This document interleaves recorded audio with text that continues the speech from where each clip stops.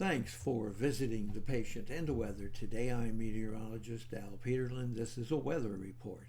I'd like to talk about the weather health stresses for June 15th. We do keep additional graphics at TPATW. We maintain a patient weather storefront on Amazon. Amazon purchases made through our storefront support the activities of patient weather. Looking at the surface map for Monday, rather high pressure over much of the nation, but we do have a little bit of cooling coming from a cool front stretching all the way from Missoula into Nebraska back up to Minneapolis. And the more significant cool front stretches from Midland, Texas, across to Birmingham, all the way to Wilmington, North Carolina. And you'll note a lot of unsettled weather across the south from Texas to Florida, and then some activity here in the Four Corners. Looking at our vitality index, again, it picks up that we are having some activity going on in the Four Corners, a little bit of unsettled weather here in the northern plains, lots of stuff going on in the Gulf, and then a little bit of activity going on here in Pennsylvania to upstate New York. Looking at pressure change, we have falling pressure across Montana, eastern Wyoming, up the plains from northern Kansas through Nebraska into the Dakotas, across Iowa and Minnesota into westernmost portions of Wisconsin and the Michigan Upper Peninsula. We have rising pressure here in Pennsylvania and upstate New York. Temperatures are rather interesting. Although we are cooling down much of the east, we're showing more dramatic cooling here along the Gulf. And note that we're having some rising temperatures here from Four Corners into the high plains.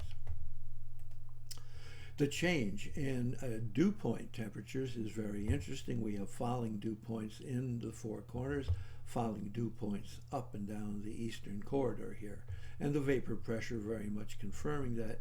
And we have increased vapor pressure here about the lakes.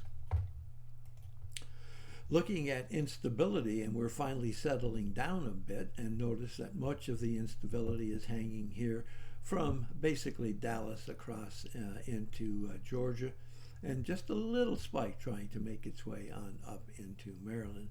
But the real focus of instability will be the south.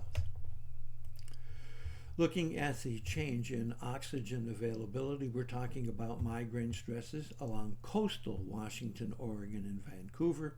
We're looking at a little bit of migraine risk here in southeastern Arizona, and then a more significant area of migraine across central Texas into Louisiana and east all the way to Georgia, picking up from Arkansas all the way east across Tennessee, Kentucky into the Carolinas, and then from Virginia, West Virginia, Pennsylvania, Delaware, New Jersey, New York, and across most of New England.